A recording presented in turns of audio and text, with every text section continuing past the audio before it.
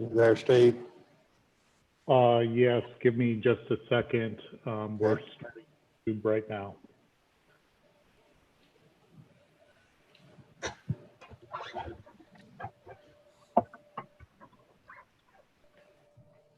You're good to go, Judge. All right. All right, so we'll call to order the September 28, 2020, 5 p.m. Video teleconference, Fiscal Court. We have Ms. Potts will be serving as our clerk this evening. Ms. Potts, Madam Clerk, will you call a roll, please? Commissioner Bartleman, Here. Commissioner Jones, I'm here. Commissioner Parker, Here. Judge Clymer. Here. Commissioner Bartleman, will you offer a prayer, please?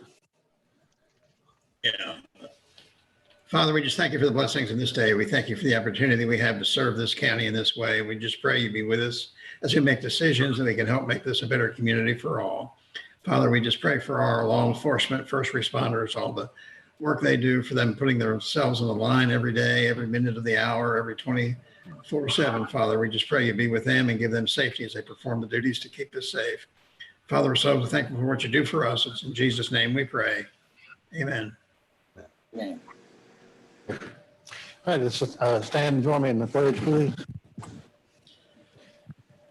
I pledge allegiance to the flag of the United States of America and to the republic for which it stands, one nation, under God, indivisible, with liberty and justice for all. All right. All right, then our first matter on for the agenda is tax rate for fiscal year 2020-21, property tax rate. Madam Clerk. It is ordered that the judge executive's advertisement of the proposed current tax rate and public hearing notification is hereby ratified and adopted by the McCracken County Fiscal Court, retroactive to and effective September 17th, 2020. So made. Second. Any discussion? I just had a question. I want to make sure I'm clear on this. This is not approving the tax. This is just legalizing the advertisement that was run and making sure that's all's legal with the hearing. Is that correct? That's right. Thank you. All right, any other discussion? All in favor, aye.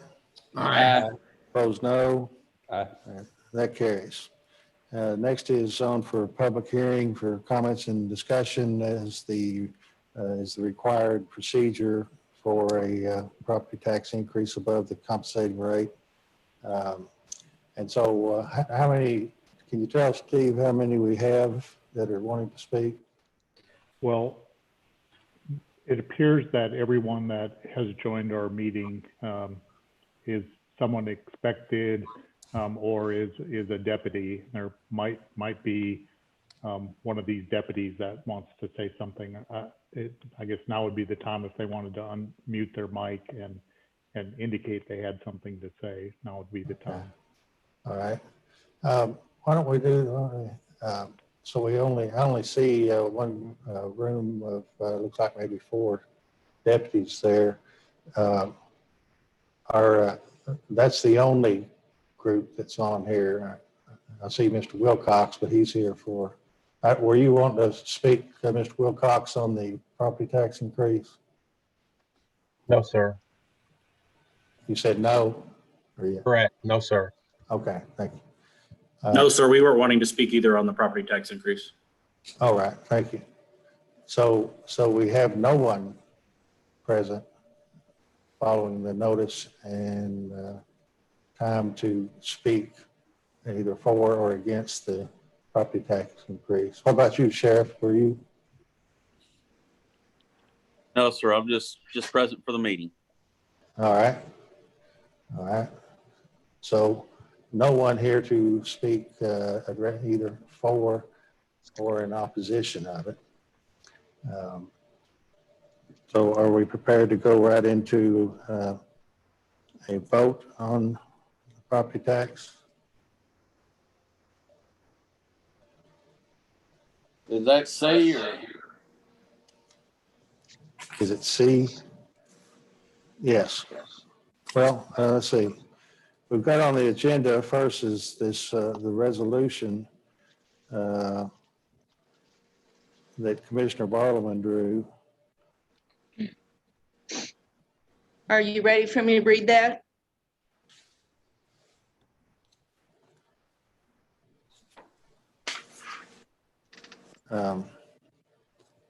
Yeah, I guess that's the way it is on the agenda. Yeah, so yes, ma'am, we're ready.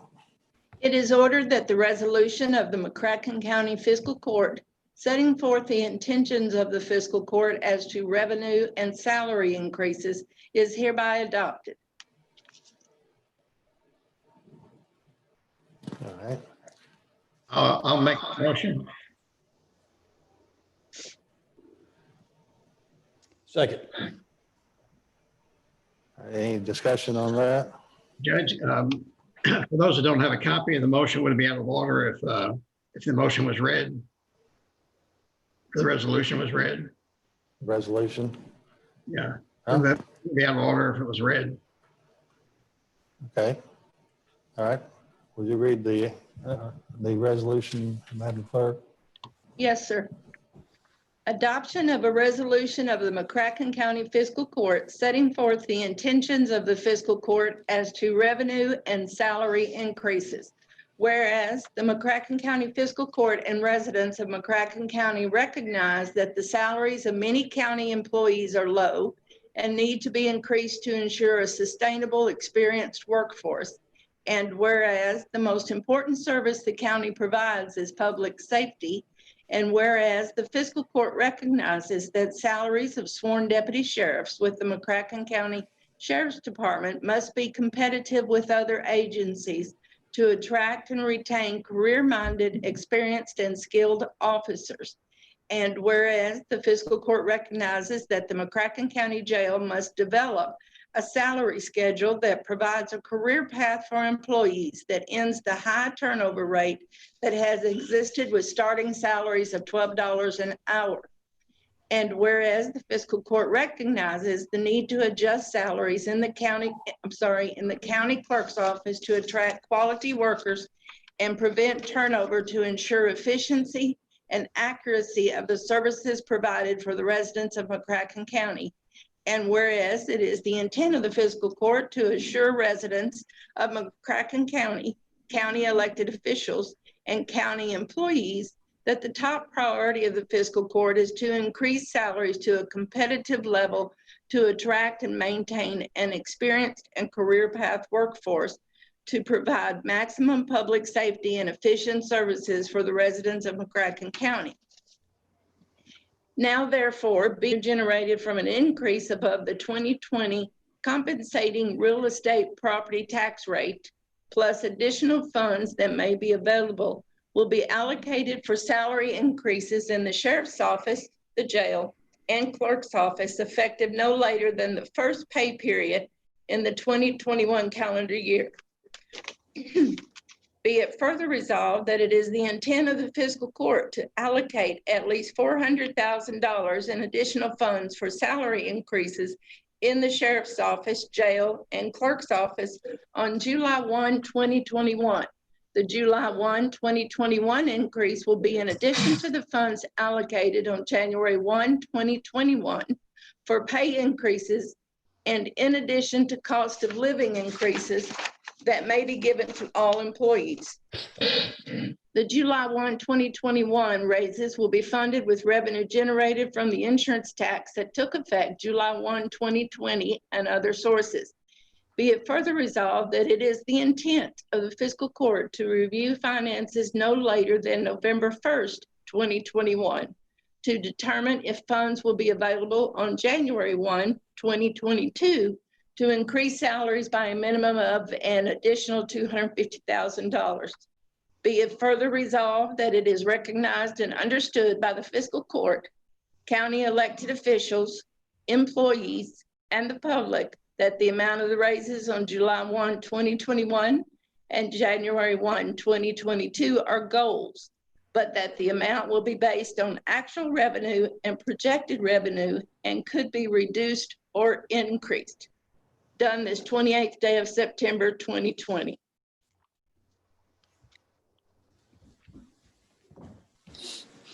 See, now, we had the motion, and do we have a second too, didn't we?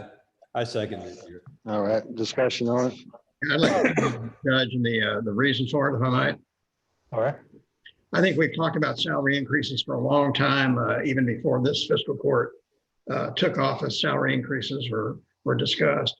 I think it's important that we put something in writing to show the residents of the county and to show the employees that we're serious about that, and to try to put together a schedule to take care of the low salaries that exist in some offices. People I talked to, in the last week or two, they really don't want a tax increase, but they also want to increase salaries in the jail, the clerk's office, and the sheriff's office. And their comments were, if you can assure me that their increase is going to be used for salaries, then I will not be opposed to it. But I don't want you approving it and then the money goes somewhere else. So this puts in writing what will happen for any increase we have this year above the compensating rate. It puts into place goals for the next fiscal year and beyond. And there's obviously a caveat in there. If the funds are not available, we will not approve them to those levels.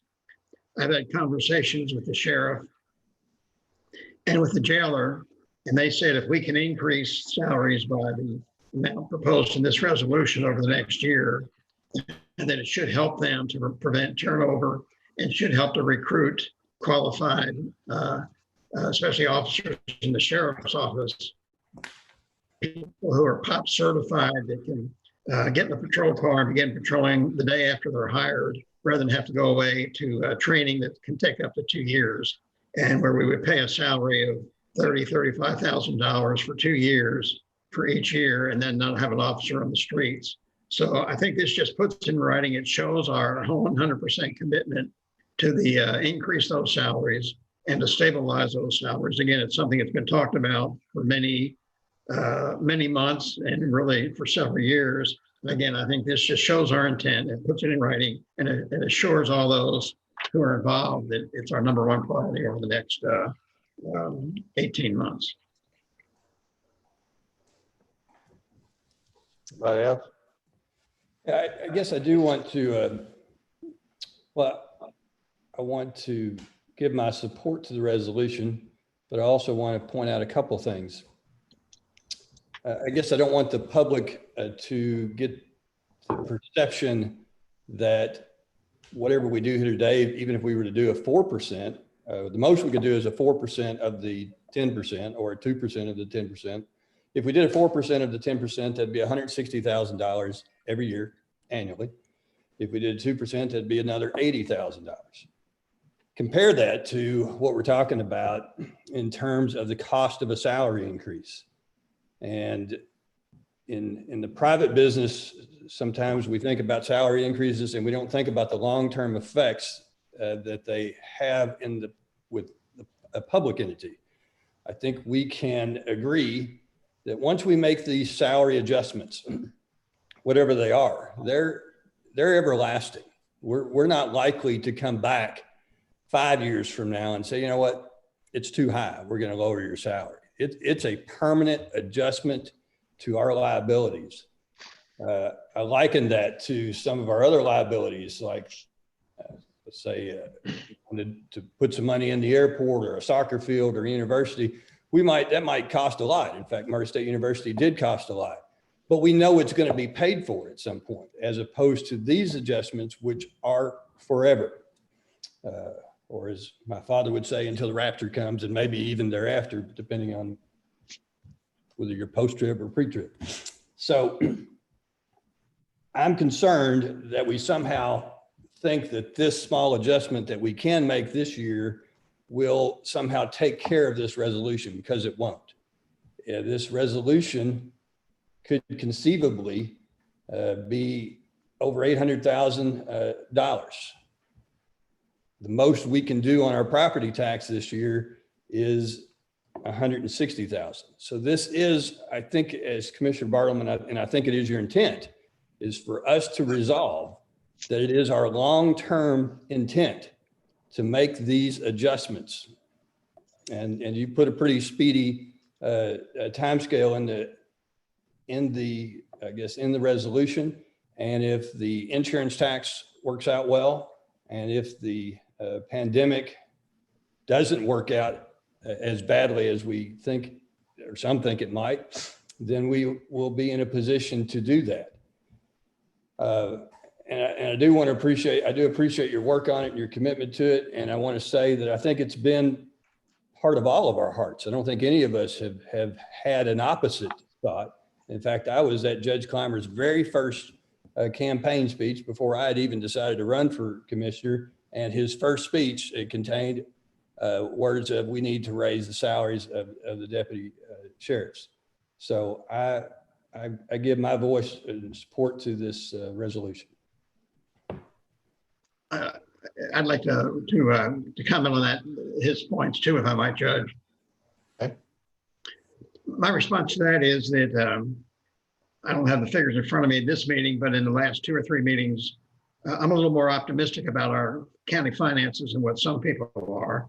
Our end of the month cash balance has increased from comparing one year to the next every month since October of 2018.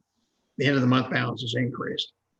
On July 1st, the insurance tax went into effect, and we will begin receiving revenue from that hopefully in October, but they're in the middle of November. And the projections, I think the projections are we'll receive well in excess of $2 million. I think, again, if the numbers I was given by the PVA's office, average insurance premiums for homes and cars and all those are accurate, I think we'll be closer to $3 million. My intent is to, and again, our financial position has improved greatly, and we have not even collected a penny of that tax. I know we've cut back in some areas to save some money, and that's fine, but our financial position has improved, and we have not gotten a penny yet from the insurance tax. I guess part of my motivation is to begin using the insurance tax money that first starts coming in and allocate that and earmark that for salary increases. Because if we wait for 2 or 3 years, we might find other places where that money would go. Not that they wouldn't be important things, but if our priority is salary increases, I think we have to put our money where our commitment is and begin that as quickly as we can. I will acknowledge it's aggressive. It's not as aggressive as the first plan I came up with, Commissioner Jones, if you remember. And after we talked, I kind of slapped myself across the face and said, no, that is a little bit too much. But I think this is a doable. And again, maybe we can't afford $400,000 on July 1st. Maybe we can afford $300 or $350. It just shows what our commitment is, just to show the employees that that's what we intend to do. If we don't do that, they can come back to us and say what happened. And again, I think we'll have the money available. I think we just have to make the commitment, and we make the first priority for the new revenue coming in from the insurance tax. We make our priority for that use, not all of it, maybe half of it or a third of it, to increase salary. So I think we'll be able to handle it. Again, we may have to delay some, but we'll see how the funds come in. But again, we just need to put our commitment in writing and do everything we can to help them out. And I think they will understand, hopefully, that this isn't 100% commitment, but if our finances don't come in, we'll have to make some adjustment. But I think it commits that we'll do as best we can, and hopefully the minimum of what's proposed in this resolution.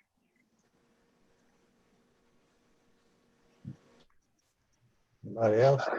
Mr. Parker? No, I think we're on the right path.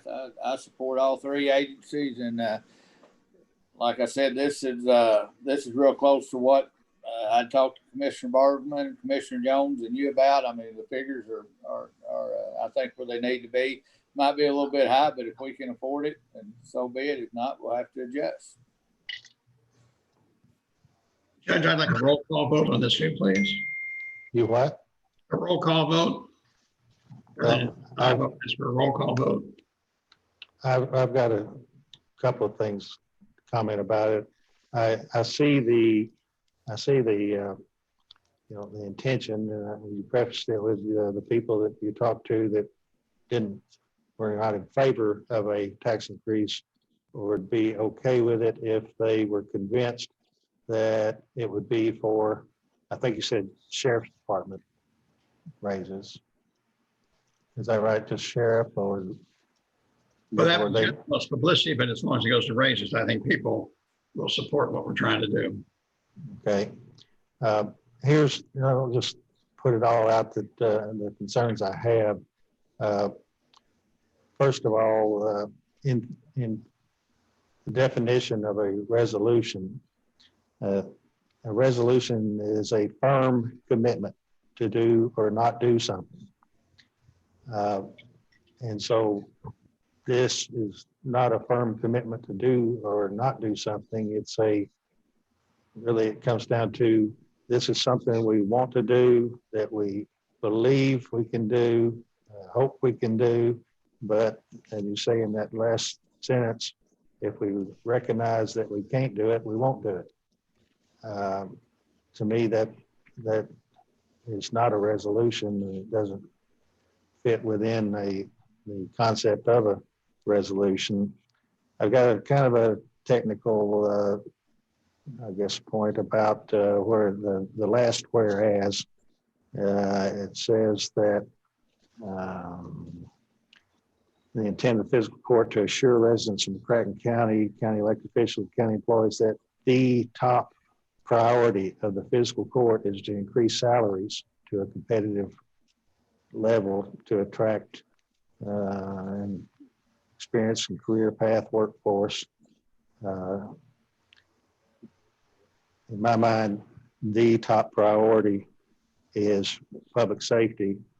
We could argue that, well, public safety depends somewhat on there being a competitive salary, but I don't like it being quoted in the newspaper or the TV, or people get the impression that that's what we're about, is increasing salaries, and it doesn't say in these offices. It just says the top priority is to increase salaries in county government.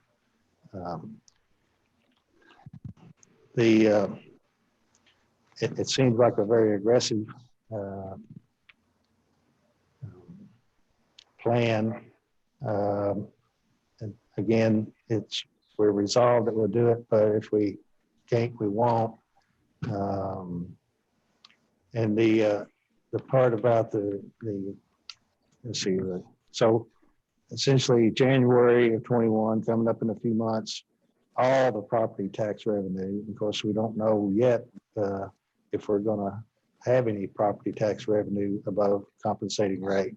So it would seem to me to maybe discuss those two things together with the resolution, because since we may land on not doing any increase at all.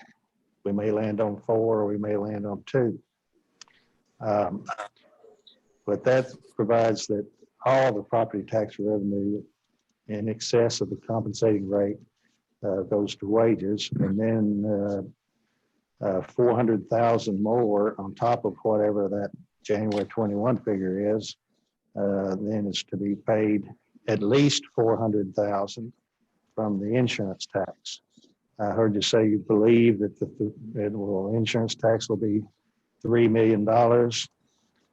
So we're going to do at least 400 of whatever amount on that. And then no later than November of next year, we're to review and determine if funds are available on the coming January of 22 to increase the salaries by an additional $250,000 on top of the other. It seems like all of this, I was trying to work through all of it. It seems to me like it's, we've got a budget process that we go through. And so I was I was trying to visualize how this all plays out and thinking when we go into our budget process, our hearings, our workshops, whatever. Are we then essentially going to be saying, look, we don't need to be concerned because of our resolution about the sheriff, the jail, and the clerk, because we worked that all out through a resolution? Or are we going to say, well, we've got this resolution that was aspirational, that we hoped we could do this. Now let's look at the real numbers. And I don't think we're going to know real numbers from insurance tax for a good while, because some people pay their insurance tax annually, once a year. Some people pay it every 6 months, some every month. And so I would think that in the first 6 months or so, we're really not going to have any reliable basis to say, okay, here's X amount of money from the insurance tax. We've been in it 6 months, so we can figure on 2 times that amount every year. It was just, to me, there's just too many unknowns. I would think that if we make a firm commitment that we're going to try to do this, this is our intent, this is our goal. I think that would be a better process. Of course, we've not, this addresses only 3 offices. There are departments in the county that this doesn't address at all. They probably like money as well. But I don't want to make it appear that I'm in favor of giving as much money as we possibly can to increase the wages of these departments. And like Commissioner Jones said, that's maybe it's because I was both a county law enforcement officer and a Paducah Police Department officer. Maybe I'm biased some in that regard. But I do think that it would be wise, if nothing else, if everybody's in favor of this resolution, of us at least considering it in combination with, are we going to provide any revenue increase above the compensating rate at all now, or are we just going to keep it as it is? If we keep the compensating rate, no increase at all, then there was no need to have done this resolution. Well, I guess it could have, but some of it comes from the insurance tax. So the part about from increased property tax revenue would just be a nullity, because we know we're not going to have any. Do you believe that it would be appropriate to address this resolution along with, and of course, we've advertised twice in the Paducah Sun as required, the paper of the largest circulation. Actually, I guess 3 times, because we put a correction in on one point. And we've had no one, not a soul, come to oppose this increase at all. And so are we going to just take the default position that people are going to oppose any tax increase, even if it's for what we think is an extremely good cause? And why do we have a public hearing for people to voice their opinions when we say we're proposing a 4% tax increase? There's not a son of a gun that shows up to oppose it, and we're going to say, no, let's not do it, or let's do it at less than what we advertised, despite nobody opposing it. And we can go through the numbers, we can bat that all around, but I think maybe we'd all agree that if we have more money, we're more likely to be able to get more wage increase.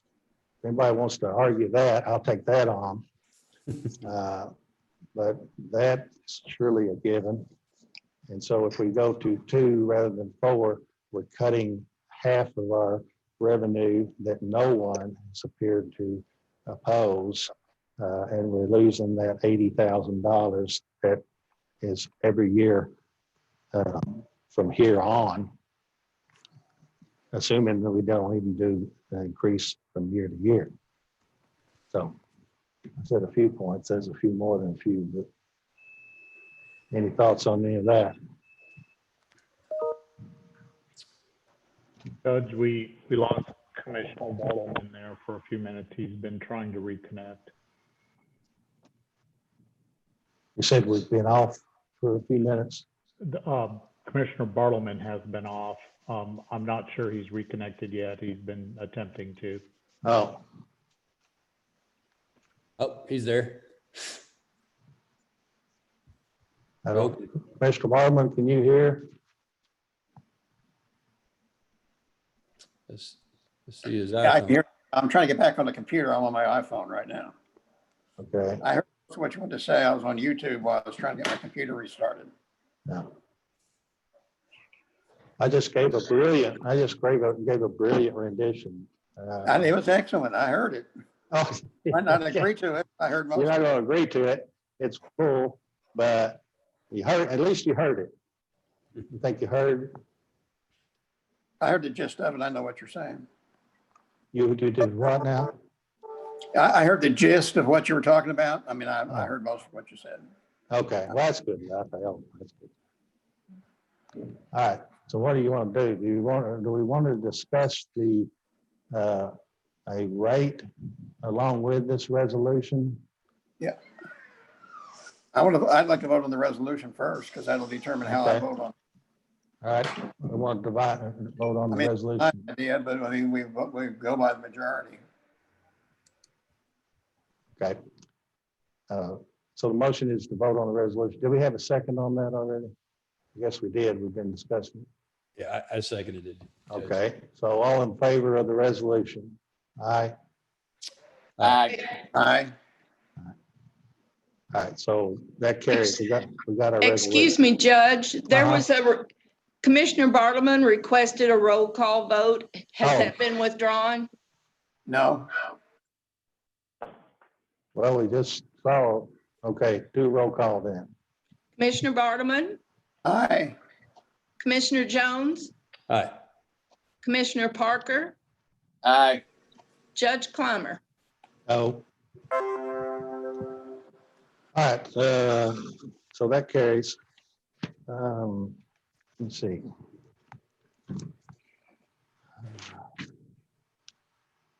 All right, we go on to the, let's see, D. Yes, sir. It Yes, is ma'am. It is ordered to approve a 2020 tax rate for McCracken County as 0.1050 for real estate and 0.1389 for tangible property. There a motion? So moved. Second? I think I heard second, did I? I'll second it so we can vote on it, Judge. All right. No, any discussion? So This that's is the, the that's the 4%. Okay. Can we get a roll call on this also? Do you want to discuss it or you just want to vote it down? Well, I'm open for discussion. That's what I said. I want to get on the floor. If anybody's got something to say, I want to hear it and then I want to vote on it. I mean, I think that's the right way to do it. I think so too. Yeah. Who wants to say anything? Well, I'll say something. All right. So I don't share Commissioner Bartleman's optimism yet. We've talked in and around this issue, and I think we've identified some areas of the income stream that might not be as bad as what we predicted. And let me back up and cover those just a little bit. There are essentially 4 areas that our county needs money from or gets money from. One is the property tax, which we're discussing, and we get about 4.2 million from it. And the Constitution only allows us to raise that a small amount per year, and the maximum raise this year would be about $160,000. Second place we make money from is the occupational tax. And what's unique about the property tax is that it applies countywide, including the city. So it's the one tax that we have, in fact, the only tax we have, in which the city helps us pay for county government. And compare that to the liabilities of county government, which include a jail. Clearly, all of the city and all of the county need the jail, and it is the county's statutory responsibility to take care of the jail. And that jail cost us last year, well, actually a little less last year, but it averages about $3 million a year. Yeah, it's gone down a little bit because we have been confining fewer people because of a pandemic, but there's not been any real bail reform that's reduced that. I don't think there's anything that happened policy-wise that we could rely upon to not think that one day when all of this clears, the jail will cost us, we will lose $3 million a year on a jail. And that is both a city and a county expense. And again, I go back to this tax we're talking about is the only tax revenue we have in which all of the city and all of the county participates, as opposed to the occupational tax, which is only individuals that work in the county. That's about $6 million. And we charge a 1% tax, and we can't charge a penny more than that by statute. Because our population is more than 30,000, we are prohibited from charging more than 1%. And then finally, the insurance tax, which is only paid for by those residents that live in our county that do not live in the city. And I think it's unfair to put the burden, particularly of all of county government, particularly the jail. I think we should put as much of that burden on all of the county as possible. And the insurance tax does not apply to all of the county, including the city. It only applies to those folks that live in Reedland, Lone Oak, and Heath. And so in some ways, I believe by not taking reasonable steps with regard to our property tax, we are asking county residents to pay more through the insurance tax. And that's why philosophically, I'm opposed to what the structure where we're headed. I think our property tax should be reasonable. When I look at the other 8 counties in our area, we're the lowest of the 8 counties. When I look at our cousin counties, we're the lowest of the counties that compare in our size. And I think from how we're setting up to be fair to all of our residents, a more fair approach is increasing a property tax, but decreasing the insurance tax. So that's why I come to this position, as I'm in favor of a 4%, because we're wanting to increase our liabilities of $1 million. And this is only a $160,000 increase. So we know we're wanting to spend $1 million. We have to come up with that money somewhere. We're talking about a permanent salary increase, and it should be met with an increase in revenue, or we should understand that we're doing exactly what people did before us, and that's kick the can down the road. And I don't want to kick the can down the road. Other than that, I don't have any strong opinions.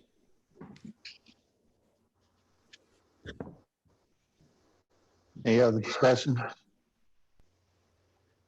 What was the part about decreasing the insurance tax? Well, Jeff, I think if I understand the philosophy of you and Commissioner Bartleman is that you think the insurance tax is going to generate enough to basically take care of all of this. And what I believe is that you should spread this burden, particularly the burden of the jail, onto all 65,000 residents, and thereby put yourself in a position later down the road to make sure your insurance tax is the least tax it can be. And I think by failing to take this step, you're not going to put yourself in a position to pivot later to make that tax lower.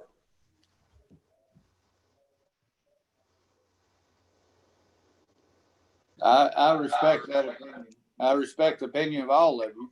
I just, in talking to the small business community and people in the community, I think now is a very bad time for a tax increase. And I think when we raised the insurance tax, that we did discuss that we were raising it to ensure money to give some of these raises out. That's what we're trying to do. I agree we did, that was in a list of things that we knew we needed to do. Chief But that was among, at the top of the list. well, I think ahead of that list was fiscal responsibility, establishing a reserve. 911 we knew was an issue. We haven't addressed one additional dollar to 911.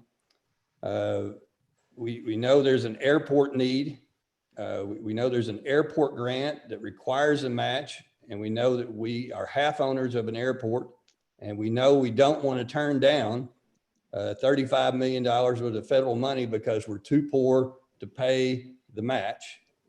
And we know that all of the parents that we talk to who have kids in soccer and baseball think that our soccer fields are in lousy shape, and they don't understand why we can't develop soccer fields like other communities where they can at least go to the restroom, because ours don't have that.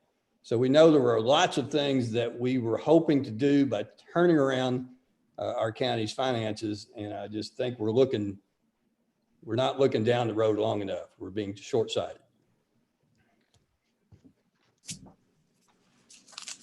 So when we talk about, I have a great difficulty with the concept that we would have a public hearing on a proposed tax increase and nobody voice any opposition to it. And I think that typically that may be a surprise. The theory is people oppose tax increases no matter what. That, in my mind, has just been proven false. These people that are out here that, and I agree, there surely are people out there, and I know caterers have to be among the hardest hit because of the nature of the business, and other service kind of industries like that. But how do we say we got elected to do what we believe is correct, and now we have reached out to see if the public also, or what their opinion is. Do they believe we need the 4% that we proposed, or they do not?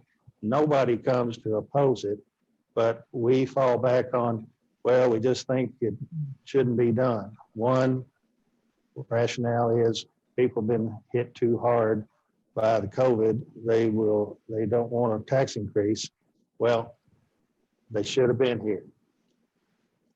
The other is, at least Commissioner Bartleman thinks money's no problem. It's going to come rolling in.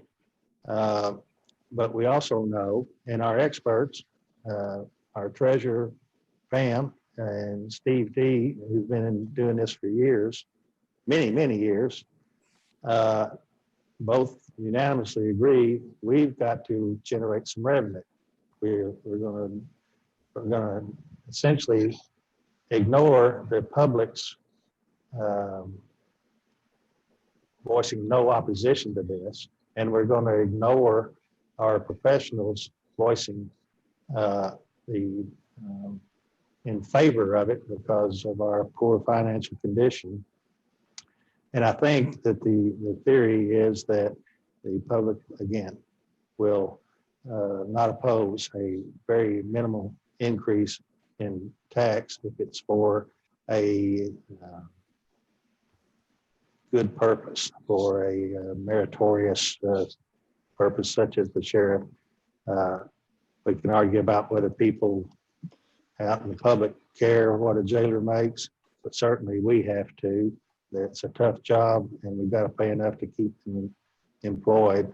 And then the clerk, of course, provides a valuable service, and they're underpaid. So I just it just does not make, you know, as a lawyer and a retired judge, things have to make sense, or I wrestle with them. And not taking this 4%, going through this procedure, no opposition, knowing, or should be knowing, that we need it. 3.5 million is the ask for the airport. Where are we going to get that?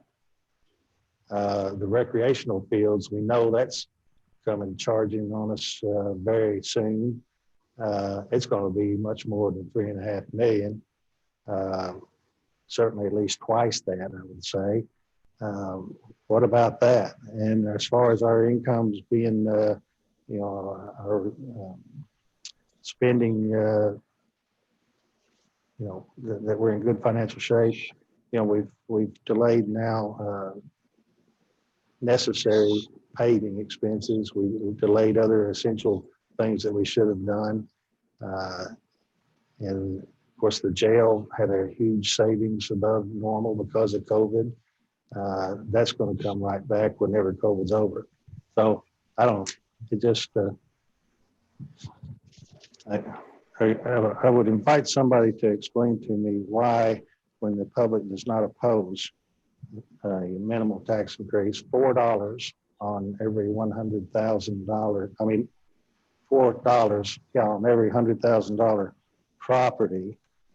So I think our median property owner is somewhere around 200,000. So $8 in increased property tax a year for the average or median property owner. No one opposes it, but we are not going to address that need. Well, and obviously I agree with you, Greg. Judge, can I respond, Judge? Sure. Number one, I think we as commissioners have as much right to have an opinion about the budget and the finances as what other people do. I've been on the fiscal court for 6 years. In a former life, I watched the fiscal court and government agencies closely, so I have some understanding, maybe not down in the dirt, but at least down in the weeds, understanding of how the budgets operate and the finances of the county. And again, I think we have as much right for an opinion as to where we're going. I reviewed the budget in detail many times. I went into the budget, looked it over from an optimistic standpoint and a pessimistic standpoint.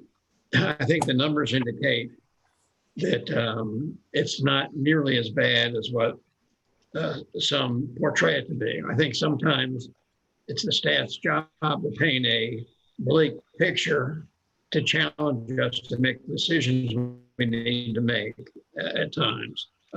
Again, the big thing I look at is the end of the month balances that we've had. I know we've done some cutbacks, and that's fine. That's what we have to do from time to time. But I think we have as much right to make opinions on the budget as what other people do.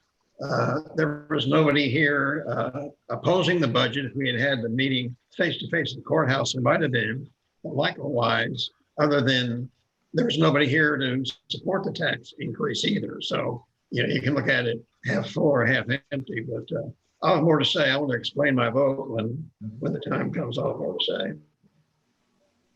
Well, there's 65,000 of them, and there's 4 of us.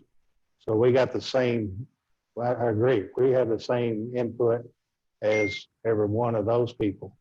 But when you're proposing to raise property tax on 65,000 people, and there are 3 elected commissioners to do what they believe is right and right for this county, not for any other reason, right for this county. And I will say also that I have heard that this, well, and Commissioner Barman, I don't know if you said it in public or not, but that when we came into office, that you didn't recognize that our finances were in such a poor condition. And I'm glad that you are looking now. But your response to how did we get here was that you didn't know, you weren't told that it was in such a bad position, bad financial condition. Maybe that got you where you're really bird dogging this. And that's good. I don't agree with your conclusions. And of course, neither do our experts on this. So I just want to make real sure that this is all about that we honestly believe, even though nobody showed up to voice it, we honestly believe people should not be increased by $8 on $200,000 worth of property because they're hit too hard. They weren't hit too hard to answer the response to get on our meeting. If I'd known that it would be thrown up that, well, people won't come because they won't come to a Zoom meeting, by God, we'd be in a live meeting right now. If we needed to go to a stadium somewhere to do it, we would have. But I don't not accept that this default thing of people really oppose it. They just not coming because they, I don't know what, couldn't figure it out or whatever. So that's all I got to say about that. Anything else before we vote? So this, we're on 4%, right? Right? Well, I will say this, just the present value, what we just did, 400,000 in salary increases. The equivalent of a loan would be $5 million. If you did the present value of an annuity, how much it would cost you to buy an annuity to pay $400,000 for 20 years. And this is everlasting. We'd be effectively borrowing $5 million for $1 million just for 20 years. And of course, this debt is everlasting. We would be borrowing 15 million. So I guess I just want to emphasize the gravity and the extent of the liability when we increase salaries is truly an everlasting bond. And, you know, but I'm ready to vote if y'all are ready to vote. All right. So Roll call vote. Yeah, roll call vote. All right. Yes, sir. Commissioner Bartleman? I'd like to explain my vote, Jeff. Pardon me? I spent an awful lot of time over the last several weeks reviewing the budget in great detail to try to figure out how we got to where we are now and where we're headed. I think it was evident that 10 to 15 years ago, there were a lot of bond issues that were sold by the county. And there was no revenue increase to pay for some of those. That caused our cash balance to be reduced from somewhere around in excess of $7 million to a low October 2018 to less than $1 million. Looking back over the 4 years I was on the fiscal court, I admit now we made some mistakes. We did some renovations of the courthouse that we paid cash for. I think that was well in excess of $500,000. Excuse me, and that really caused our revenue to go down. I think the sheriff's office, the clerk's office, and the jail have really in the last few months have really emphasized the need for a pay adjustment, at least at the lower level especially. There's been a turnover at the jail. I think 60% of the jail employees have been there less than 2 years, maybe less than a year. And that's a crucial operation of the county. And we really are there. It's probably a disaster waiting to happen. Likewise, with our deputy sheriffs, we have an excellent, and even for many years after that. And deputy sheriffs had to have their own vehicle. They didn't even, those county didn't even provide vehicles for the deputies. We didn't have a trained workforce. The sheriff was limited to a 1 4-year term. They could not run for re-election. So every 4 years, there was turnover in the sheriff's office. So we didn't have the continuity in there. They're around, but usually there was a turnover. Back into the 90s, we used to have the Kentucky State Police would provide some services in the provide services in the county. And the main reason for that is the quality of the sheriff's office, because now they have the quality to investigate. Not only, I mean, it used to be if there was a major crime, a murder, the state police came in and investigated it, but now they don't have to do that because we have a quality sheriff's office. They've really made a strong point of the need to increase salaries. I was in a pick up some food the other night in a restaurant and ran into somebody who was complaining about wanted to make sure that we increase the salaries in the sheriff's office and other places. And I told them we couldn't do that without probably raising some more money. They said, well, then go ahead and approve raises. I just want to make sure that you use it for those purposes. We do have a lot of needs in the county. Everybody would agree we should have fields for our young people and to prevent people from having to drive to Memphis and St. Louis and Evansville and other places to play soccer and softball and baseball. So we need to follow through with that. The airport, obviously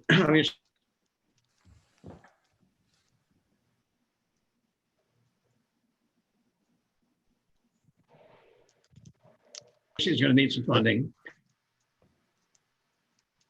We're losing you, Bill. The reason that we, to make sure that we use the money for pay increases. I hope you're still hearing me. I'm flicking a little bit. I hope I'm not going out. But we needed to use the money for pay increases. That was the reason I proposed the resolution.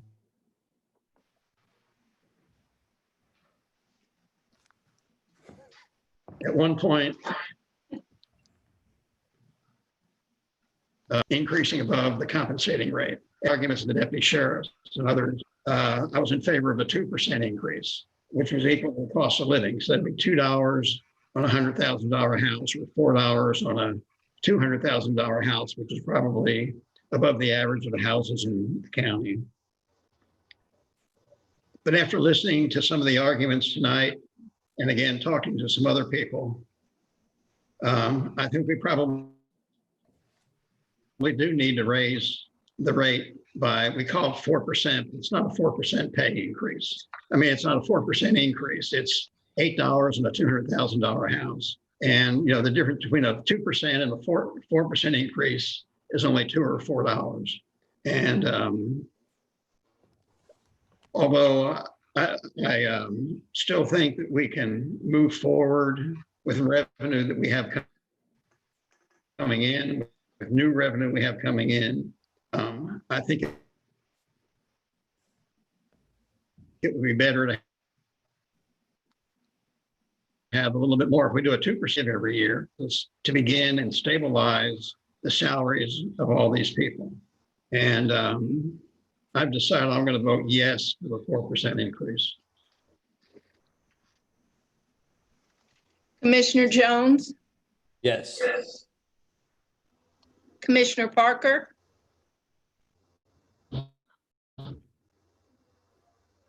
Commissioner muted, Judge. Parker, No. Judge Clymer. Yes.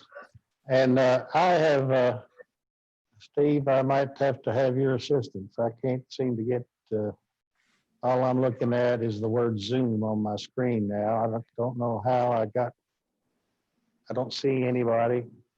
Are you able to hear me? I can hear you, sir. Yes, we can all hear and see you. I'll be down in a second. Let's take a Okay. recess. We've got this done, this part done. Okay, so that passes, the 4% passes. Or do you ask for a roll call vote, I Commissioner think we Martin? did. Is everybody else cutting out or is it just me? Is everybody cutting out or is it? Nobody's believe- counting out. It's all fine. We just need to take a recess. Well, Commissioner Bartleman, you were cutting in and out, but we have had the roll call vote and it passed. all right. I can't see anybody. Let's take just 5 minutes. Get me back on here. I don't know what I did, but we'll resume at 6:05. All right. Thank you. I'm going to restart my computer again. I'm sorry, do what? I'm going to restart my computer again. So if I'm a couple seconds, Okay. Yeah, maybe I'll do that too. That might work. wait. Oh, well, I hit the close it down and it opened up, so I'm good. Mr. Baldwin, get back on here and then 6:05.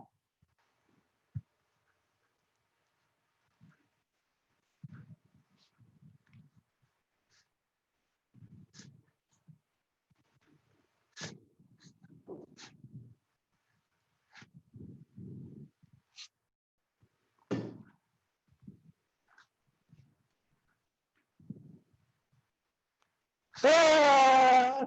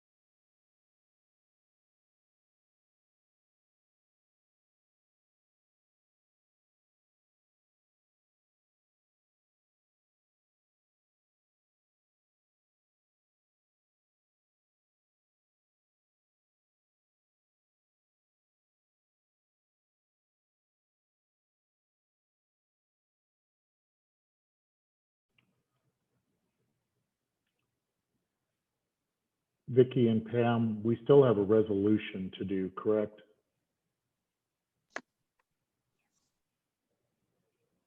No, sir, the resolution passed on roll call vote. No, this resolution, the resolution of E. Oh, you mean E that we haven't gotten to yet? Yes. Yeah, yes, okay, But F and G is basically moot now. So correct, do I acknowledge that and then skip them? yes. Okay. Although, of course, Just don't forget about that resolution. I won't.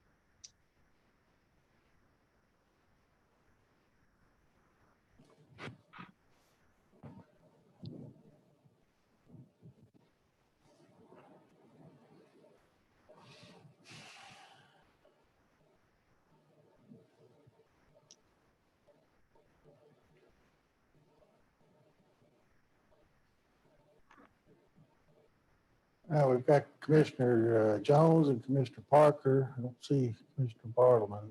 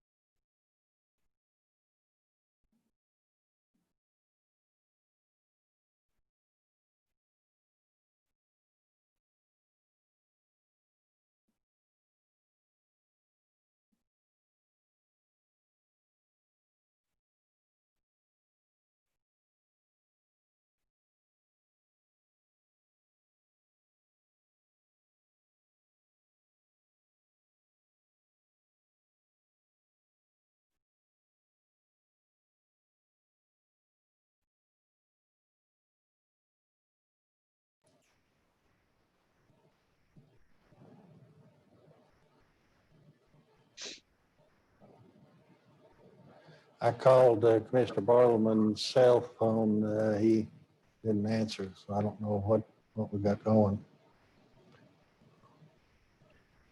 Judge, he just texted me that he is trying to reconnect. All right. All right. Well, it's just, maybe he'll be back on in just a minute. Give him 2 or 3 more minutes, see if we get connected.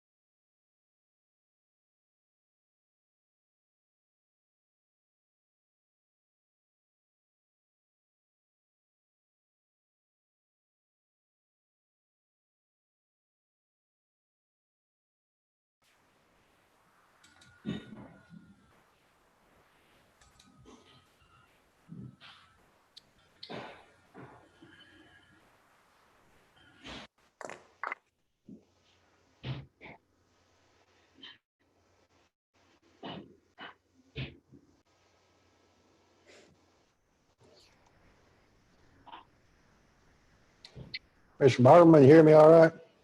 Can you hear me? Yes. Okay, sorry. Out here in the country, we don't have good internet service, I guess. Okay. All right. We're ready to go forward then. Looks like we're on then E.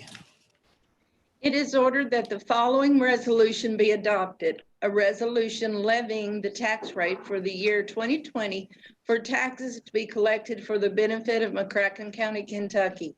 Be it resolved, the Fiscal Court of McCracken County, Kentucky for the calendar year beginning January 1, 2020, levy a tax rate of 0.1050 on each $100 of value on real estate and a tax rate of 0.1389 on each $100 of value on tangible property located within McCracken County and assessed by said county and by the Kentucky Department of Revenue, and that taxes further be levied at a rate of 0.025 on each $100 value on all bank shares located within said county, and that taxes further be levied at a rate of 0.00 on each $100 on all unmanufactured tobacco.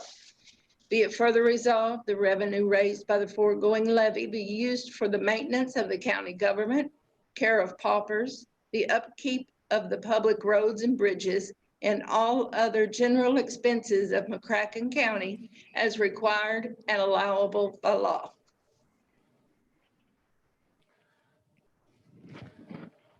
All right. Is there a motion? So moved. Any second?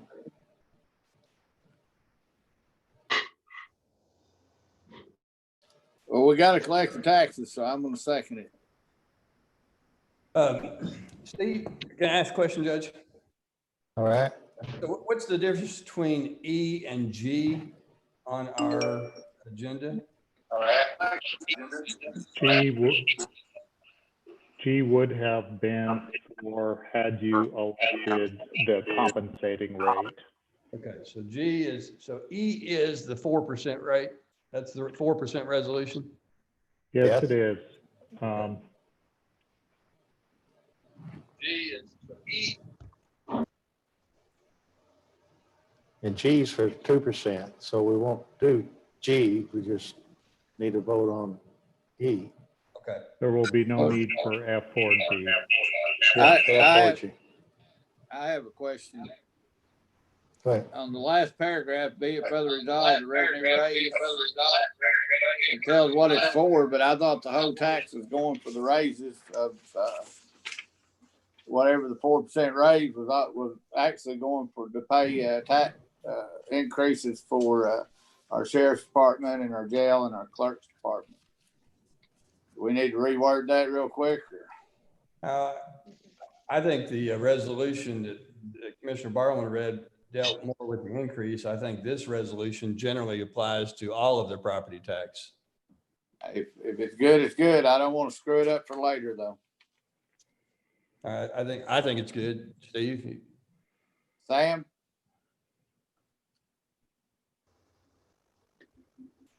You're muted, Sam. Well, of course, the resolution provided that it's to be paid from that as long as we have the resources to do it. But I think we're on record as having passed the resolution that that's the priority. I don't see a conflict in it. Okay. I'm prepared to vote when y'all are. All right, so all in favor, aye? Aye. Opposed, no? Or was there wasn't any request for a roll call on that, was it? No, sir. Okay. Was that a unanimous vote, Judge? Pardon me? Was that a unanimous vote? I believe, did you Yes. vote yes? Everybody voted yes. Yes. All right. And so we don't need F or G because it would have applied to the 2%. Now we're on H, discussion regarding salary increases. What's your pleasure on that? How you want to proceed? I'll make a recommendation. I mean, I've talked to the sheriff several times and the jailer several times. I know everybody has, but I don't think that's something that can be done just in a quick deal tonight. I think we need to get with them, maybe even have a small committee, maybe get a commissioner on each one of them and make sure it's done and done right. I think we laid the groundwork for the resolution we approved. We just have to do the details now. I think it's something we probably need to work with the sheriff's office and the clerk's office in the jail to work out the details of how much we want to put into that and how we divide it up. Seems to me that the first goal should be to handle the lower level salary people. And then as we move on, we can get other employees. I think we've done our job as the fiscal court and the commissioners tonight. We've given them direction. I think staff can take what we've done and come back to us, what I would propose. Okay. Well, we'll put together a date, and if not a next meeting, maybe a workshop. We can communicate some about that, see if we can find a date. Would it be your pleasure to handle it in the context of a workshop more rather than in a regular meeting? I think that's a good idea. Seems like it'd be a good use for a workshop. So we'll get some dates and times out, see if we can get that coordinated then. Let me just say, as a matter of, I like what the Steve Doolittle recommended in the makeup of the increase percentage wise. I think that was 40, 40, and 20, or 60. What was it, Steve? You came up with? I thought that was a good starting point to negotiate on how to allocate those funds. What was that you recommended? You're muted. I'm not sure I remember. I know what you're talking about, but it was, roughly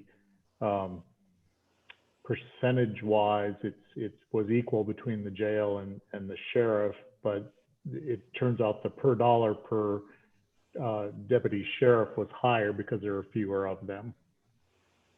I thought you had a little higher for the jail, and the jailers indicated he would use some of his commissary money too, and I think that needs to be put in the mix, and that may give the jail maybe equalize out. I thought it was like, I don't remember now, 50, anyway, whatever it was, I think the percentage wise for the jail was higher than the sheriff because of the more employees. But whatever it was, I mean, I think that's a starting point to begin thinking to come back with a recommendation. Okay, if that sounds good to everybody, we just get those dates out and have the workshop. It does. Okay. All right, then consent agenda. It is ordered to approve the consent agenda for the September 28, 2020 McCracken County Fiscal Court. So made. Second. Any discussion? All in favor, aye. Aye. Aye. Opposed, no. That carries. Budget transfer, Madam Treasurer. It is ordered that the necessary cash transfers in the amount of $161,909.84 be made in order to pay county bills and payroll approved September 28, 2020. So made. Second. Any discussion? All in favor, aye. Aye. Opposed, no. That carries. Accounts payable.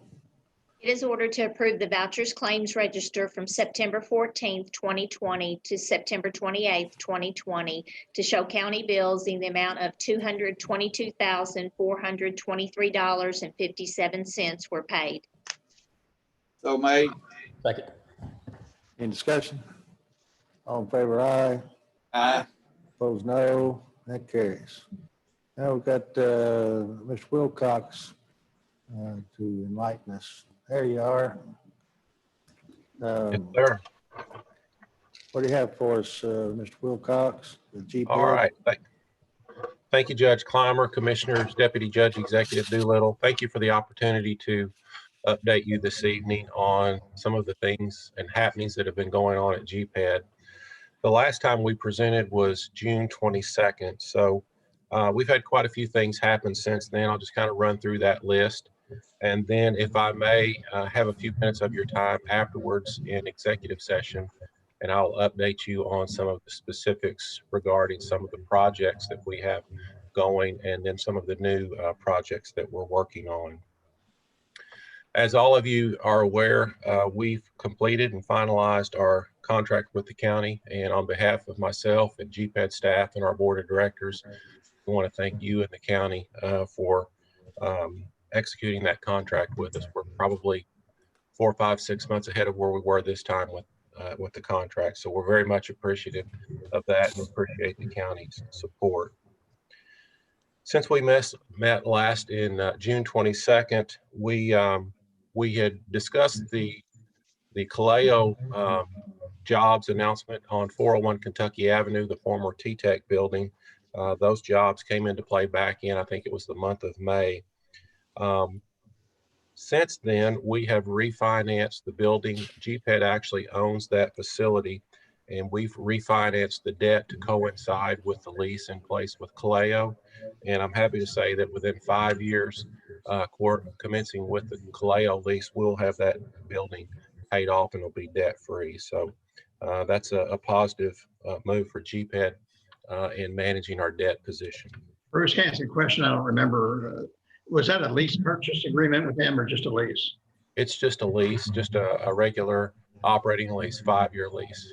Okay, thank you. We completed our budget for fiscal year 2021. I didn't start until September last year, so we're ahead of that as well, and we're projecting a balanced budget. Again, we're projecting a slight increase in our investor contributions. We're looking to expand or increase our investor base, and then we'll be having some additional lease income, as I mentioned, from leasing the Kaleo building, but we'll be utilizing those funds to liquidate debt. So all in all, we will have about $400,000 debt service this year. And the servicing of that debt goes back, some of it all the way back to 1992, going back to the Commerce Park. So again, we're working through the debt and we'll continue to do that for some time to come.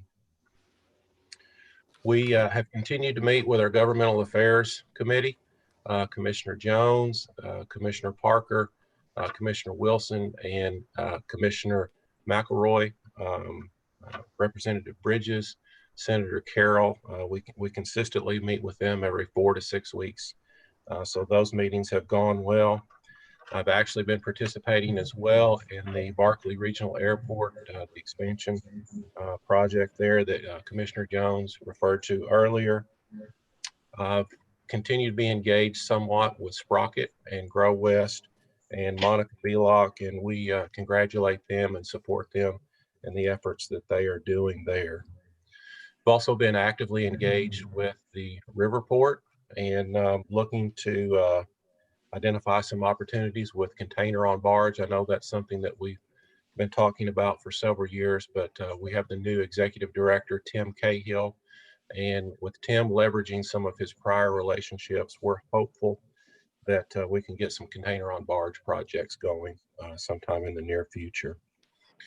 Heather Pierce, our project manager, she continues to work on opportunities out at the Commerce Park or Information Age Park. If you recall, Heather was instrumental in getting an additional PATS route out to the Commerce Center. She's currently working on trying to get some additional childcare out there to help and facilitate with the workers out there.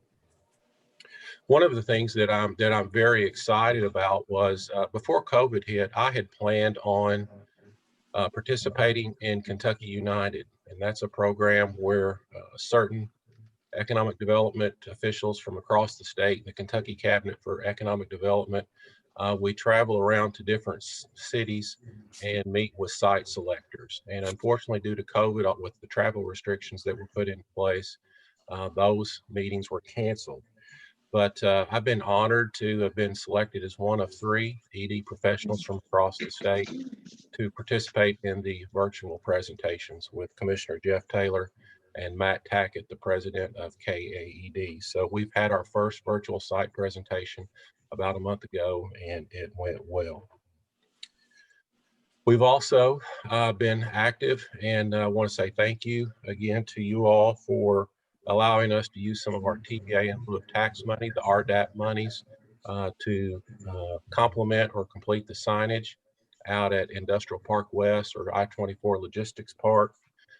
Sometimes if you have an opportunity to go out there, you'll see that the stone structures have been constructed at the entrance of Caro Road and Olivet Church Road. And we need to get the signage actually on the structures, but the actual construction of the sign itself is mostly complete. And a big thank you to Big Rivers Electric, Jackson Purchase Electric, and Paducah Power. Between the 3 of them, they each contributed $5,000 or a total of $15,000. With the RDAP monies, we were able to get the signage completed out there. And as you all are aware, I think bids are due back to have the park mowed by within the next week or so. So we're hoping to get the site bush hogged. And then we're also pleased to share with you that on October 1st, we're planning for our new website to go live. Awesome. So we've kind of given our Governmental Affairs Committee a sneak peek look at it a week or 2 ago, and we're really excited about it. It's got updated information. It's interactive. It has local, regional, national maps. It will be linked to what's called LOIS, Location One Information Services. It's a national or international database that site selectors go to if they're looking for a specific piece of property or building. We load our assets into this software, and there's a direct link from our website to take them to that. So that's for specific to the assets that we have available to market, but then there's also a link to LoopNet to link smaller companies or smaller entrepreneurs that might be looking for properties or buildings that are not as large a scale as what GPED is what they're actually pursuing. So hopefully we'll have it covered from the small 1 or 2 firm all the way up to somebody looking to add 1,000 employees. So we're really excited about that. We've got everything on there for site selectors, taxes, incentives, all of our properties, transportation, logistics, investors. We're actually going to be having sliders where all of our investors will be identified in some of the spaces, and we'll be able to provide some advertising for our investors. So we're really, really excited about that. It's going to have up-to-date information that's linked to Esri and Chimura. So our employment data, demographics, et cetera, that will be live information. That's something that a lot of these things we've never had in the past. So we're really excited about that. Bruce, if I could just add there, super. I was just really impressed by that work and that presentation, and I'm really proud of y'all for doing that. And I know Heather put a lot of work in that. Just super. I think the public's really going to be impressed by this website. Thank you. Thank you. We've, Heather and Nora have done a lot of great work, and we've all spent a lot of time. When you look at it, you're going to say, wow, that's pretty simple. But you cannot imagine the number of hours that have been put on the back end to try to actually make it that way. So again, a lot of good things, a lot of good links there that we're really excited about. Just a little bit of a high level overview with you on the projects that we're working. We're working a total of 18 different projects right now. 13 of those projects are existing. In other words, they were existing prior to our June 22nd meeting. So in spite of COVID, we've had 5 new projects come about that we've been working on and looking at since June 22nd. When we categorize projects here at GPED, we've gotten where we classify them as cold, warm, or hot. And of those 13 previous projects that we've been working on, we'd say 10 of them are cold. We've kind of seen things slow down with COVID. One of the large projects that we were working on with COVID, before COVID, actually, it was canceled or actually decreased in size, but it's not been canceled altogether. It's just been moved down to a smaller project. So we've got one warm project, and we've got 2 hot projects. So we've got one project that it's a local company that I've been able to pitch their success as part of this Kentucky United Tour and share it with site selectors. So we're hopeful that they'll go before the KEDFA board here in the next month or 2 and have their incentive impact package approved. So all in all, things have been pretty active. Like I said, we had one project that was canceled and it was replaced with a smaller one. And then we actually had one project that we had been working on, and they decided to go to Graves County. Graves County had a 100,000 square foot spec building down there, and they were able to latch on to it. So all in all, we've had a pretty good year so far. Any questions? Bruce, I've got a question. The announcement of the port expansion in Cairo for the container barge facility, how does that affect what we're doing here in the planning here? Or does it not affect till you see some reality of it? Sure. We support the Cairo port, the Cairo project. We believe in regionalism. Even if the port goes through, we believe there will be a lot of construction jobs that are generated from Paducah, from Kentucky. We think they'll utilize our hospital systems. There will be, a lot of people will choose to live here. We think it'll be a good thing. The thing that we wonder about is, Governor Pritzker announced $40 million for the project. And as I understand it, it took maybe upwards of 8 years to get the first $4 million. And from what I've heard, it's upwards of $125 to $150 million project overall. So, it's a long game. I think it's something that's not going to happen overnight. especially when you factor in the logistics piece of the railroads and the rail infrastructure that would have to be added. I think the 350 acres that they're looking at over there, it's jointly owned by the city of Cairo and a utility company. So, I think they've got some issues to work through there, but I think it's a good thing for our region. Locally, we've been pursuing this container on barge project for a number of years, and the Riverport was granted a sizable grant through the Maritime Administration.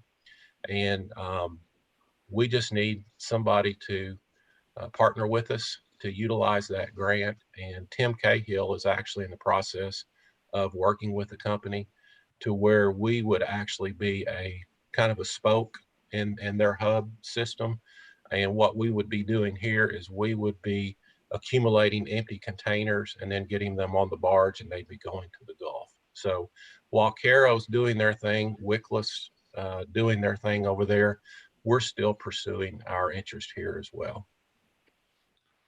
One other question too. If I remember when the paper mill reopened in Wickliffe, there was some optimism that they would take advantage of our port for some of their material transport. Am I right on that? And if I am right, has that materialized? I know there's been some slowdown maybe at the paper mill, but. Sure. I don't think Phoenix Paper or the paper mill, I don't think they're utilizing much, if any, of the Paducah Riverport at this time. They're looking, I know in Ballard County, they're looking for Phoenix Paper to maybe partner with them. And while Phoenix Paper, they support the effort, I don't know how much, if any, money they will be investing in it, just because I don't know that it fits their business model. So again, I think that's kind of a long game plan there. But I don't know that, I don't think the Paducah Riverport's getting a whole lot of traffic from them right now. That may be something that the new director wants to go down and visit with them to see if because they talked about that when they came in, that the Riverport would be an important part of their process. So. Yes. Yep. Again, I think with COVID,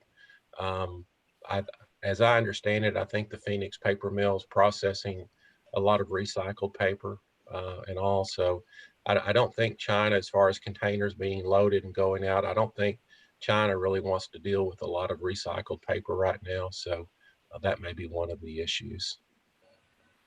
I've got one more question, if you'll indulge me. A lot of rumors, I guess, spurred by politics, that a lot of companies are moving out of California and New York and some East Coast cities and some bigger cities where there might be some issues they'd be concerned about with their employees.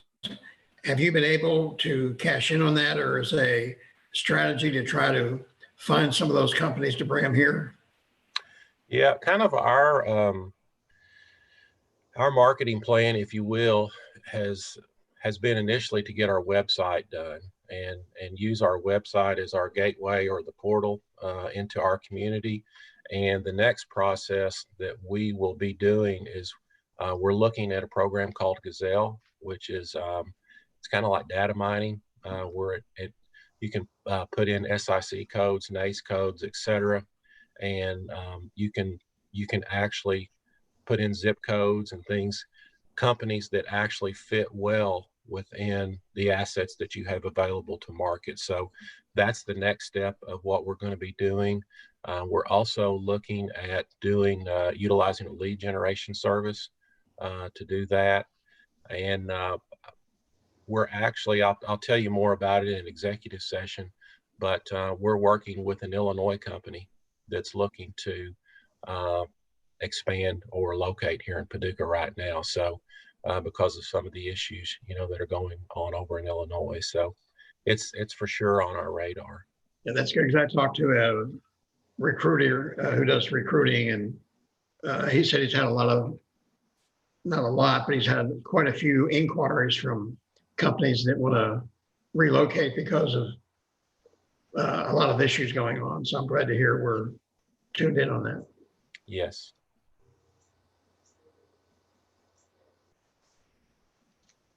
Thank you. All right, anything else for Bruce? All right, thank you, Bruce.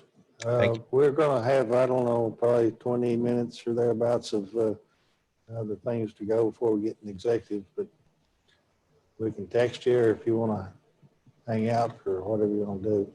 Okay, I'll just hang on tight. All right. Thank you. All right, thank you. All right, then, let's see, old business previously tabled items, we have union contract is A. We're going to discuss that in executive session. Is there anything we need to discuss that we can in open now? We will wait for executive. All right, we'll wait on that. Then we've got proposed ordinance 2020-14.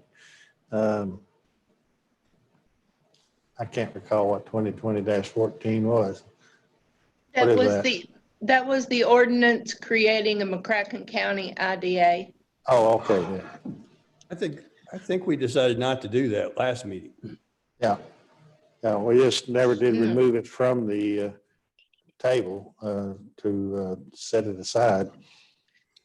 There has been no motion to withdraw it from the table. I believe at last meeting, Commissioner Jones wanted it to stay on. Well, I moved to remove it from the table now. Second. All right. And by remove it from the table, you mean so it won't continue to appear on the agenda anymore? Right. Okay. I think we have to take a vote to remove it from the agenda now. We took it off the table. It's before us, and I make a motion that we remove it from the agenda. All right. All right. Any discussion on that? Was there a second? Second, okay. All in favor, aye? Aye. Sir, which motion are you voting on? The motion to remove it from the table or the motion to remove it from the agenda? Well, we gotta remove it from the Table first, yes, sir. from the table to remove it from the agenda. So, yeah, to remove it from the table. All in favor? We have a motion and a second on that. Aye. All right. All in favor, aye? Aye. Aye. Now the vote to remove it from the agenda. Okay. Aye. Is there a second on? May I ask who seconded the motion to remove it from the agenda? I'll second. Commissioner Jones. Thank you. All right. All in favor of removing it from the agenda? Aye. Aye. Opposed, no. All right, it's gone. Addendum to Master Services Agreement for Food Service, McCracken County Jail. Do we need to bring that up again? I think we did a little something with that, didn't we? No, sir, you do need to bring that up because the addendum needs to be voted on so that it can be signed. Okay. I have the order that was tabled if you'd like for that to be read. All right, go ahead. I move we remove it from the table. All right. Is there a motion to remove it from the table? So moved.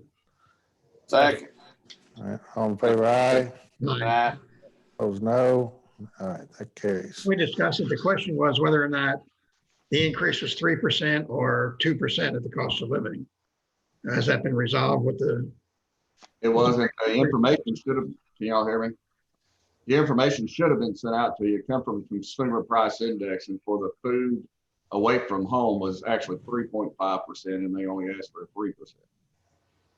I don't know what away from home means. What's that mean? It's broke down on the Bureau of Labor Statistics website. So they have food at home and food away from home, and there's percentages for both. But away from home would be if you went to a restaurant to eat. I don't believe these guys are. I don't know. Well, it's certainly not home.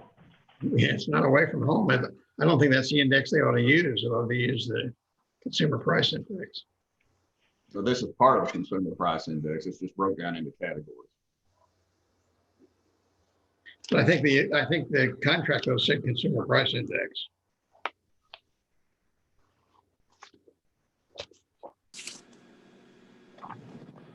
So what was the order, Ms. Potts? It is ordered that the judge executive is authorized to execute and Addendum to Master Services Agreement for Food Service, McCracken County Jail. It is further ordered to record a copy of said addendum. So made. A second? I believe Commissioner Jones just did. Oh, I didn't hear. Okay. All right, any discussion? Again, the contract says CPI. It doesn't say about anything else, but CPI was 2% last year. I'm just reading what our resolution says. 3% is not the CPI, but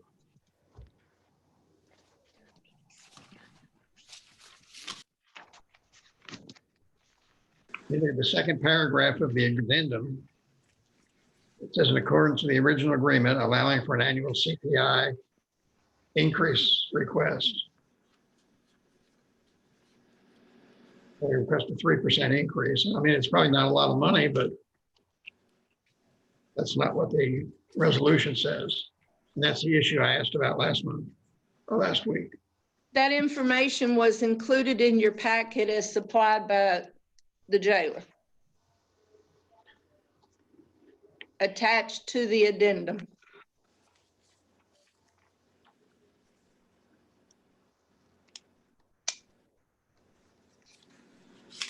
I'll vote for it, but it's not what it Yeah. said. Now, where did you say it refers to the consumer price index? I don't see it. It's in the second paragraph of the addendum, in accordance with the original agreement allowing for an annual CPI increase request. If appropriate, at the agreed anniversary date, we respectfully request a 3% increase.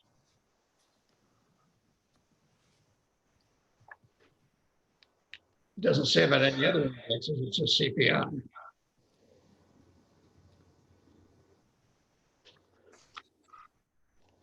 We're not running a restaurant, I mean, but if nobody else is concerned about it, I'm just trying to go by what it says.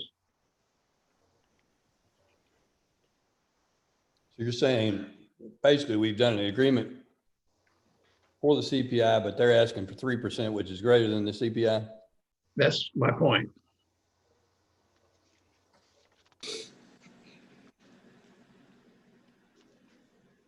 Well, they're asking for a 3% increase in the per plate cost bill based on blah, blah, blah. Does the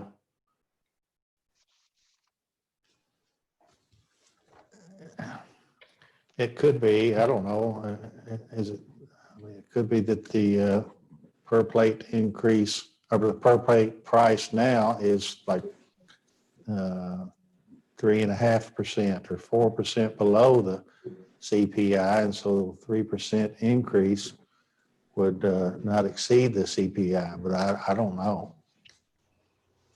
The explanation I got from the company was they were using the CPI on food away from home, which is 3.5%. They were asking for 3%. This is what you've highlighted on page 2 of 6.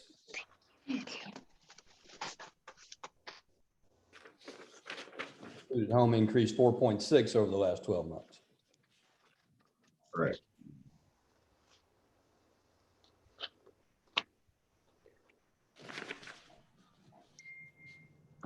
Well, jailer, your contract, what do you want? Thank you. You want us to vote for it, right? Yes, sir. I've still got to feed them.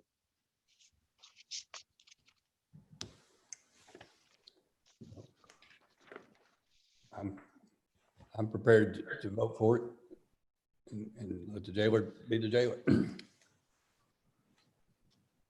Well, and so reading it again, perhaps it is that the current contract is greater than 3% less than the CPI. And so if you're basing it on the CPI, it would, the increase then would be more than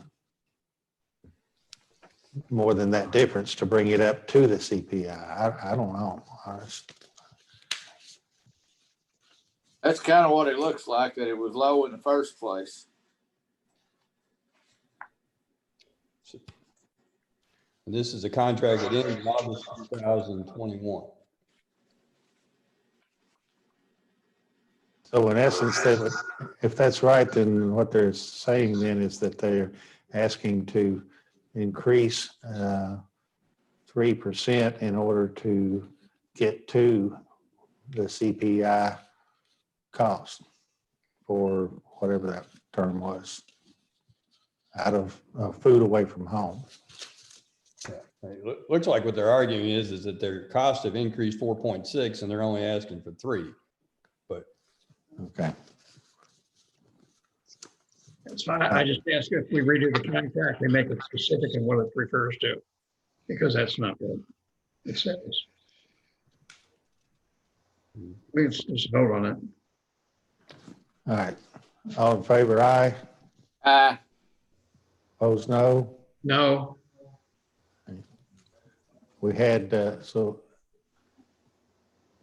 I didn't hear, Commissioner Jones, you voted for, I did.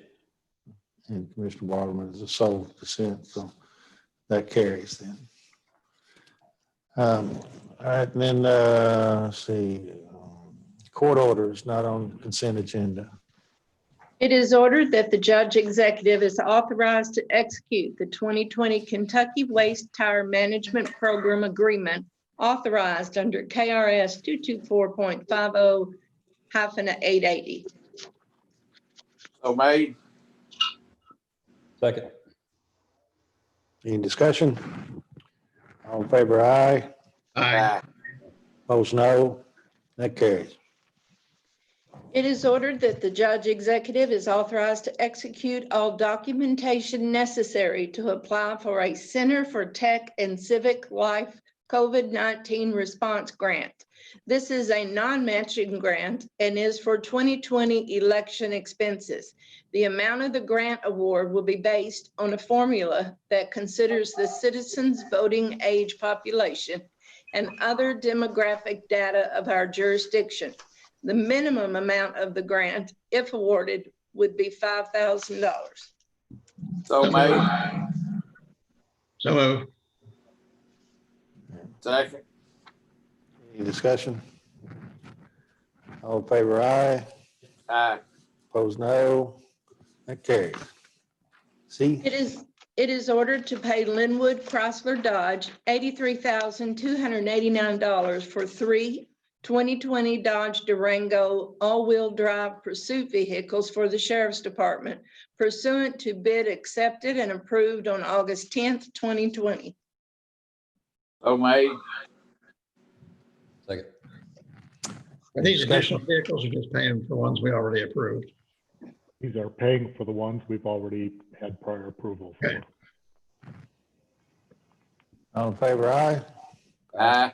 Opposed, no. That carries. It is ordered to approve the following 2020 tax rates as set by the boards of the taxing districts. Health, real estate 0.024, tangible property 0.024, mental health 0.012, and 0.012. McCracken County Extension Service 0.04087, 0.110483. McCracken County Public Library 0.061, 0.0791. Paducah Junior College 0.016, 0.016. So So moved. made. Any discussion? All in favor, aye. Aye. Aye. Opposed, no. That carries. It is ordered to receive the following 2020 tax rates as set by the boards of the taxing districts. McCracken County Schools, real estate 0.538, tangible property 0.538. Concord Fire District 0.075 and 0.075.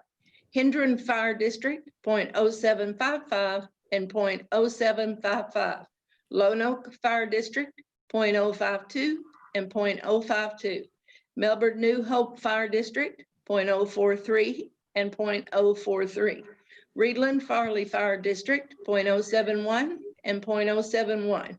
West McCracken Fire District, 0.069 and 0.069. So made. Second. Any discussion? All in favor, aye. Aye. Opposed, no. That carries. F, It is ordered that the following resolution be adopted. A resolution levying the tax rate for the year 2020 for taxes to be collected for the benefit of the McCracken County Health Department. Whereas the McCracken County Board of Health, on behalf of the McCracken County Public Health Department, has requested the McCracken County Fiscal Court to impose by resolution a special ad valorem public health tax in the amount of 0.024 per 100 of assessed valuation of real estate and tangible property in said county as of January 1, 2020, which is in addition to all other ad valorem taxes. Be it resolved that this tax is hereby levied. Is this something different from what they usually do? Is that directed to me? I'm directing somebody that knows. I guess I'm a little lost They on this. they have had this rate for many years, if not decades. So it's Unchanged. nothing added on. It's the same rate they've always had. Correct. So moved then, Vicky. second. I'll second. Any discussion? All in favor, aye. Aye. Opposed, no. That carries. It is ordered that the following resolution be adopted. A resolution levying the tax rate for the year 2020 for taxes to be collected for the benefit of the McCracken County Mental Health Center. Whereas the Western Kentucky Regional Mental Health and Mental Retardation Board, Inc., on behalf of the McCracken County Mental Health Center, has requested the McCracken County Fiscal Court to impose by resolution a special ad valorem mental health tax in the amount of 0.012 per $100 of assessed valuation of real estate and tangible property in said county as of January 1, 2020, which is in addition to all other ad valorem taxes. Be it resolved that this tax hereby be levied. So made. Second. Any discussion? All in favor, aye. Aye. Opposed, no. That carries. It is ordered that the following resolution be adopted. A resolution levying the tax rate for the year 2020 for taxes to be collected for the benefit of the College Support District. Be it resolved, the Fiscal Court of McCracken County, Kentucky for the calendar year beginning January 1, 2020, pursuant to Kentucky Revised Statutes 165.175, levy a tax rate of 0.016 on each $100 of value on real estate and a tax rate of 0.016 on each $100 of value on tangible property, except all inventory, located within the College Support District, which consists of all property in McCracken County outside the city limits of the city of Paducah, and that taxes further be levied at a rate of 0.025 on each $100 of value on all bank shares located within the College Support District. So made. Second. Any discussion? All in favor, aye. Aye. Aye. Opposed, no. That carries. I think we may have lost, oh, there he is. I'm back. I got my computer locked up again. Okay. Let's see, where are we? 8A? Ordinances. Yes, Okay. sir. It is hereby ordered that pursuant to KRS Chapter 67, the second reading and adoption of ordinance number 2020-15 shall be conducted in summary format as follows. McCracken County, Kentucky, McCracken County Fiscal Court, ordinance number 2020-15. An ordinance amending McCracken County ordinance number 2020-08 by making revisions to the proposed fiscal year 2020-2021 operating budgets by modification of allocations pertaining to an increase in the receipts of the debt and economic development fund and expenditure account in strict compliance with the mandates of Kentucky Revised Statutes, Chapter 68, Summary, the present ordinance makes revisions to ordinance number 2020-08, McCracken County proposed fiscal year 2020-2021 operating budget pertaining to an increase in the receipts of the Debt and Economic Development Fund and expenditure account. Certification. It is hereby certified by the McCracken County Fiscal Court that the present summary represents an accurate official statement of the main points of and contents of ordinance number 2020-15. So made. I'm sorry, Vic. A true and correct copy of ordinance number 2020-15 shall be made available for public inspection in its whole and complete form by the McCracken County Judge Executive's Office. Any person desiring to inspect ordinance number 2020-15 shall contact the McCracken County Judge Executive's Office via telephone at 270-444-4707 to make arrangements for the transmission or delivery of same. So made now. Second. Any discussion? All in favor, aye. Aye. Opposed, no. That carries. All right, so we've got an executive session. We won't take any action following that. So let's see, our executive session will be as to some future sale or acquisition of specific parcel of property under 61.8101B KRS. And then we also have a collective bargain with public employees, exception to the open records, open meeting 61.8101E. So we want to make a motion to adjourn after. I'll make that motion. I'll second it.